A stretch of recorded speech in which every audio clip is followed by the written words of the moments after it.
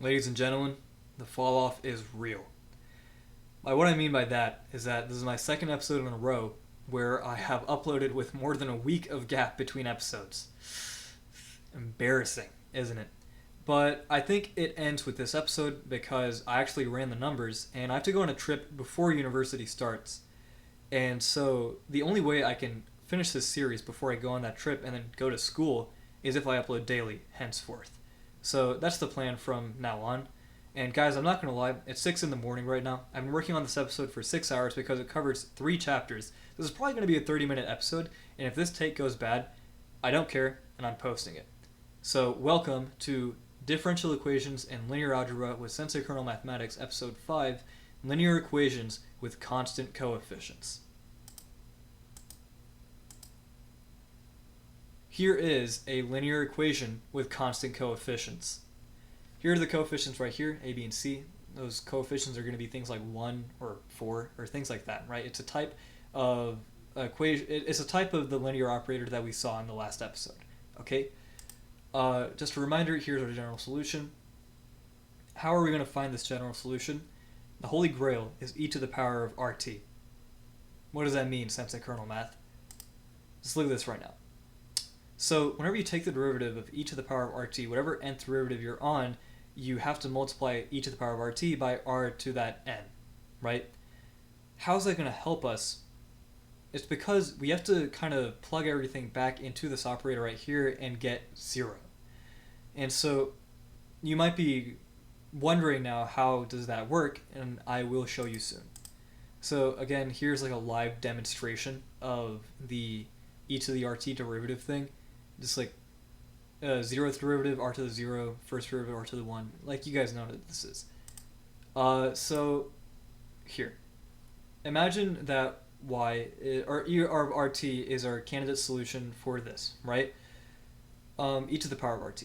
And so we plug everything in. We take the double derivative, which gives us this. Takes the single derivative, gives us this. Takes the 0th derivative, gives us this, right? It's a common factor. We can take it out, and now we're left with this.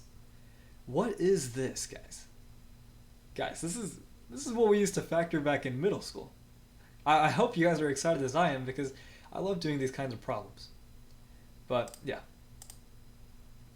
I am going to show you guys an example so that it makes more sense to you.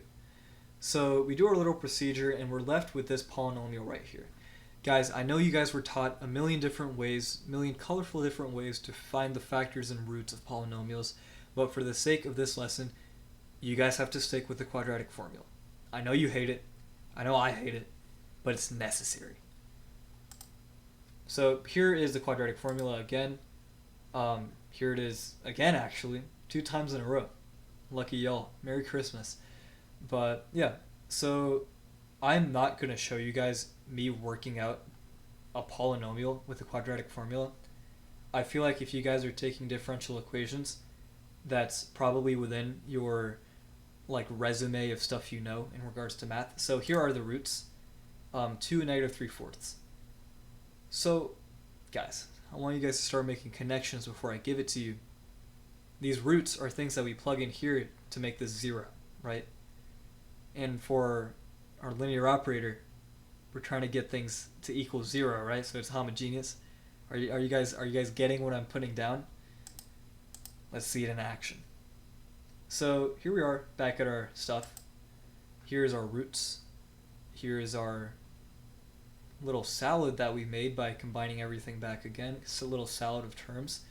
R is equal to 2 or negative 3/4. The thing is, guys, I'm not going to show you guys negative 3/4. That's so much math. That's so much algebra. But I'm going to tell you guys right now, it does work. So don't worry. So let's just stick with 2. Let's plug in 2 and get a solution. Let's get this party on the road. So here is 2 squared, 2.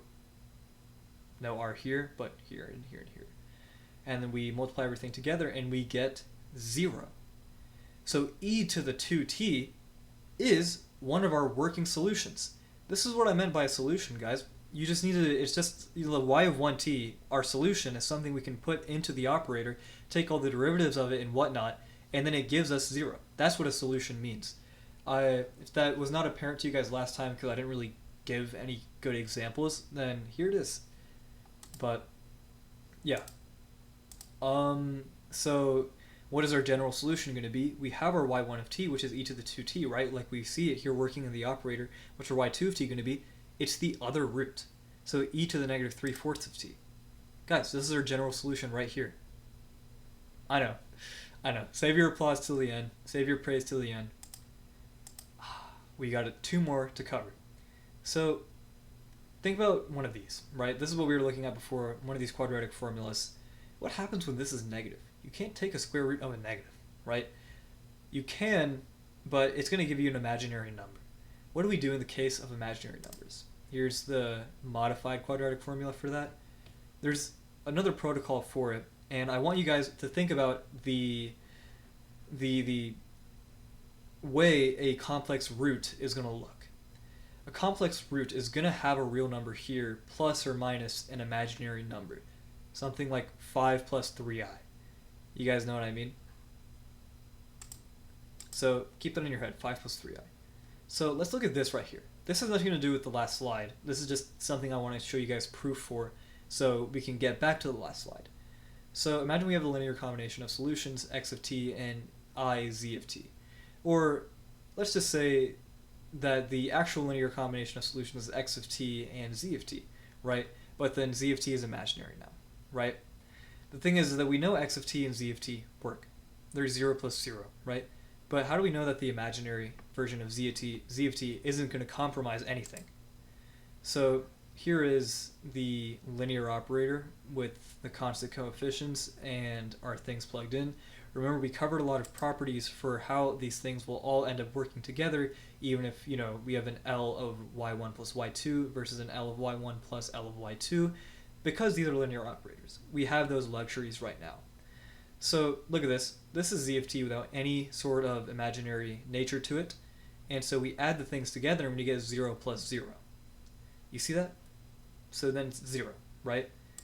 Then we have the imaginary, we reintroduce the imaginary aspect of z of t back into this, and then how is it still 0? It's because it's 0 plus 0i, which is 0. So guys, if a solution works, but it's also imaginary, both the real solution and the imaginary solution work, alright? There's actually a notation thing that I do later on where I purposely take out the imaginary nature of something just to reiterate this point, but don't forget that it is imaginary when it happens. I'll show you guys. So please recall that this is the complex root, a real number alpha plus an imaginary beta. And so whenever we turn it into a solution for our thing, for our equation, it's going to be in the form of e to the power of rt, right? So it's going to look like this. T gets distributed throughout this, and using our exponent rules, we have this. This right here is a real solution, and this is an imaginary solution, but it's also undefined. We need to figure out a way to define it, and so then it'll work better for us. Okay, so how do we find this? This is the Taylor expansion for Euler to the power x. Alright, let's plug in our I beta, our imaginary beta into that, and let's see what we can do. If that wasn't intuitive to you, like if you didn't think, why don't we just whip out a Taylor series? Don't worry. I think very smart people came up with this. Yeah, so here's just the equation that we left off on the last slide, except I actually squared everything. If you're wondering why some of these have I and some of these are like pluses and some are minuses, the explanation for that is that basically what I is equal to is the square root of -1. So let's think about the square root of -1 squared. That would be, -1. No I in there, it's just -1, which is why this is negative. Cube it, then you have -1 times the square root of -1, which gives you -I. You know what I'm saying? And so then you keep going, and that's where all of this comes from. It looks really cool. If you write it out to like I to the 20th, you'll notice that it kind of like oscillates, which is really cool, I think. But yeah, okay, so getting back to this, I went a bit off topic. If we rearrange these terms, we get this. And if you thought, oh my gosh, this is the Taylor series for cosine, and this is the Taylor series for sine, you are very smart. Good job. High five. So here it is right here. We were able to convert this into this. Isn't that crazy? And so here is actually our general solution. Guys, this is our general solution. If you're wondering where this came from, this is just our e to the alpha t that I was talking about earlier. So this is just our e to the rt right here. But if you notice, if you multiply this and you multiply this and like distribute it, you get a working solution. This right here is a working solution. This multiplied by this is a working solution. Even if it's imaginary, for reasons I explained earlier, it is a working solution. So you have two of them. So this right here is your general solution. If you're worried about root 2, because you can get a second root from this, just know that the only difference that would happen is that this would become a subtraction symbol. Like this would stay the exact same. This would become a subtraction symbol because, yeah, like, just think about it. But yeah, it does not really affect anything. It doesn't affect the linear independence of this or this, and so yeah, it's all gonna be fine. So just stick with one root. Find just one root, and you'll make it. You'll make it.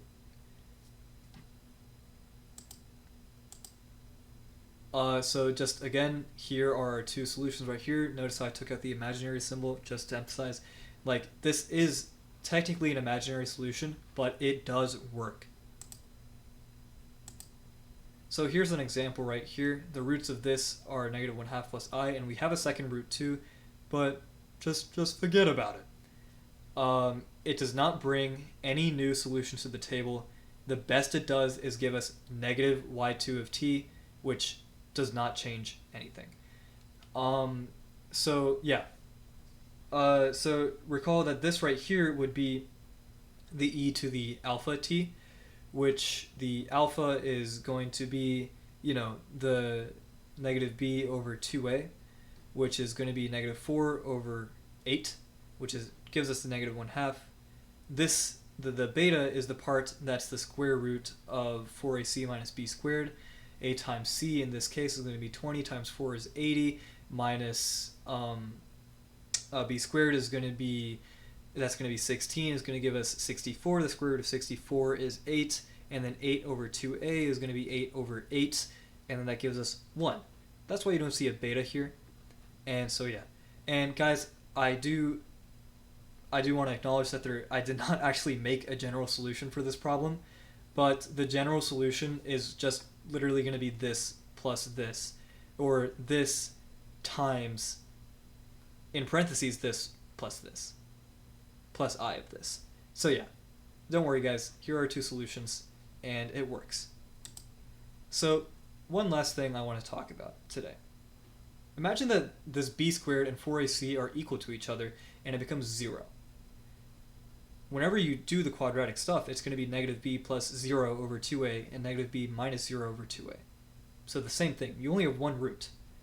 So whenever you go to create your individual solutions, then whenever you go to the e to the power of rt, you only have one root. You only have one solution, but you need two of them to actually have a general solution for one of these second order differential equations, right? So what do we do? Basically, we have to use what we've got. We have to make do. So look at all this right here. This is poor notation on my part. This is not x of t and y of t. It's just like, imagine like a Berlin Wall right here. So this is x of t is what I'm going to be using to describe e to the rt, and r is the one root that we actually have. So x of t is probably what all of you guys got stuck at, because that's the only thing, that's the only root, right? So what do we do now? I'm going to introduce a new function right here called y of t. And so it's going to be x of t times a mystery function called z of t. What is z of t? You guys will find out soon. So let's take the derivative of y of t, do some product rule, take the double derivative, do some more product rule, then we get this. Why am I taking the first derivative and second derivative? It's because we're going to plug this back into our linear operator. Here he is. Welcome back, sir. It's good to see you. But so let's plug everything in. This linear operator is supposed to equal 0, right? So here's the double derivative of our y of t, the first derivative of y of t, and then just y of t, right? And so still the mystery function z of t is in there. Let's reorganize everything, and then also recognize that this is our linear operator, which is the same thing as 0. And so we can just get rid of that. Because this is our linear operator with just x of t, which we know is a working solution because it comes from our one root, right? So this is just 0. And then we're left with this. So basically, this is the way you plug our y of t into this in order for it to actually work as a linear operator. So that's all fine and dandy. Well, I guess we have our other solution now, but we still don't know what z of t is. Don't worry, we need to reduce this to a first order differential equation. Now you might be thinking, sense of kernel mathematics, this looks nothing like a first order differential equation. Don't worry, I want to show you guys right now. So the first thing you want to do is subtract both sides by this. And then divide both sides by this. Then divide both sides by x. And so just also for notation purposes, I turned this dx over dt to an x prime, and then this is the x that I divided it by. And so yeah, I just did that for notation reasons. And so you might be wondering, how does this become ln of dz over dt? Notice that this is not much different at all from what we saw in the first episode, which is the dy over dt over 1 times 1 over y. Do you remember how we used a chain rule in order to convert it to ln of y times d over dt? Do you guys remember all that? If you guys forgot, then please go back to the first episode because I explained it very thoroughly over there. But yes, isn't that just perfect? We're mixing the new with the old. But yeah. So now let's take the derivative of both sides. Multiply both sides by dt and take a derivative. And so then we're left with this, and we have this. Multiply both sides by Euler, and then we're left with this. And then so let's reorganize some terms. Actually, I'm going to start this on the next slide. So then let's reorganize some terms and distribute the subtraction sign and all of that. And then we get this. And then recognize that the integral of this is a dx over x, is going to be ln of x, right? And so then we have this, put this on the denominator because there's a negative symbol here. And then remember, we have an ln rule that says that if we have an exponent here, we can move it out here and vice versa, right? So this becomes ln x squared, e to the power of ln x squared. And then we can just simplify that into x squared on the denominator, all right? So yeah, then take the integral of that, because the previous thing that we were seeing was, this was right here, this is dz over dt, right? So take the integral of that, and then look, now we know what z of t is. Brilliant, right? Yeah, so this is our y of t. Now it is officially y2 of t, because now we made sure that the z of t actually works, and so we know that the x of t times the z of t, like we ran the operator stuff so that it would all equal 0 and all of that, and then so that's how we found z of t in the same circumstances that allowed for our original function y of t to lead to 0 when plugged into the linear operator. Okay, that was a mouthful. I hope you guys get what I'm saying. But yeah, so this is now officially y2 of t. This is a working solution right here, guys. We used what we had, and we created this almost out of thin air, it seems, but not out of thin air. Using our good friend x of t, we used one root and we were able to make this. I'm so proud of all of you. And now this is going to get even more awesome. Linear operator right here. Linear operator with constant coefficients. I want to make this look like this. And so what I'm going to do is I'm going to divide this whole thing by a. Because we can't do that, right? Because there's not really there's no constant coefficient here, right? You know what I mean? Or if there is, it's 1, which is negligible. So yeah, divide everything by a, and so notice this right now. Now they look very similar, but notice that b of a is the same as p of t. That is very interesting, isn't it? So what do we do with this? Let's go back to this, our y2 of t, our other solution. We have p of t in here, but we also have p of t here. And we also have x on the bottom here, which is the same thing as our x squared on the bottom here, which is the same as our x of t. What is our x of t again? Just a quick reminder. Our x of t, if you guys recall correctly, is our e to the power of rt with our 1 root. And so what is our 1 root? So remember that the whole part of the quadratic formula that's within the square root is 0. So all we're left with in the quadratic formula is negative b over 2a. Alright? And so basically what our x is, our r is going to be equal to negative b over 2a, right?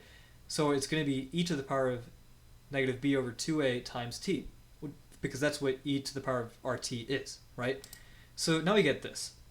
And so, yeah, plug everything in. If we square this, we are going to get e to the power of negative bt over 2a minus bt over 2a, which gives us e to the power of negative 2bt over 2a, and you can cancel out the 2's, and you get this. And then when you integrate this, remember this is just a constant divided by a constant, so it's just, you treat it as such, integrate it as such. This equals 1, guys. It equals 1. We ended up with 1, guys. That's amazing. And so then, remember, let's multiply both sides by dt, integrate both sides, we get z of t again. Z of t is equal to t. Isn't that insane? Z of t used to equal this. Now it's just t. That's insane. So a very satisfying example. This is our general solution, guys. This is how I feel so very hoity-toity while looking at this example, knowing the strenuous math that we used to get here. But yes, here's our general solution. Here's an example. We're going to be looking at a particular solution this time. Guys, this is our first particular solution with a second-order differential equation. So here is the example right here. And so here is our y of 0. This means that our initial t is equal to 0. T is equal to 0, guys. That's important. And then, so it's going to be 1. Our derivative, or the rate of change of y at t equals 0 is 3. So, yeah. Let's do the whole procedure. We now have a polynomial here, but the 1 root of the polynomial is negative 2. What do we do now? So we know that this is it right here, right? This is like our general solution right here, but we need to go above and beyond, all right? So I say here that c1 is equal to 1. How do I know that? So let's set everything equal to 0 here, because we're in particular solution mode, guys. We're back in particular solution mode after a couple episodes, I think. But so here, this is 0. It's gone, all right? And so this is 0. This becomes 1. E to the power of 0 is 1. So we are only left with c1 pretty much, and that's equal to 1, so c1 is 1. Easy as that. Where did this negative 2 come from? I'm going to explain on the next slide. So now we're trying to find c2, right? But now we're looking at y prime. So we need to take the derivative of everything, okay? So the thing is that when we take the derivative of the term that we used to have for c1, which was c1 times e to the power of negative 2t, the derivative becomes negative 2 times e to the power of negative 2t, and t is equal to 0. Remember, particular solution mode, which gives us e to the 0, which is 1. So then we're just left with negative 2 times c1, and c1 is 1, so we're just left with negative 2. Now we need to find the derivative of c2, though. Okay, so or like the term the y2 of t, right? So we need to do some product rule and some chain rule here, actually. So yeah, look at all this right here. This is our whatever times or whatever, and so this is the derivative of this using chain rule. And so then the derivative, we need to find the derivative of t times just regular e to the power of negative 2t. And that's 1. That's 1 times this. So that's why you don't see anything being multiplied by this here. And so look, remember, go back to particular solution mode. This would be 0, so we can get rid of this. This would be 0 right here. So then this just becomes, 1. So then we're just left with negative 2 plus c2 times 1, which is just c2, equals 3. Because remember, y prime of 0 was equal to 3. So then, yeah, just do the algebra, and then now we're left with this right here. We have both of our constants. Remember, here's our general solution pre-constants. Then we can plug in our constants right here. The 1 just disappears because it's 1. Then we can take out this common factor right here. And here we go, guys. A particular solution. We made it. Thank you all so much for watching. That was a big episode, and I hope you guys enjoyed. Feel free to comment or email if you have any questions. Bye-bye.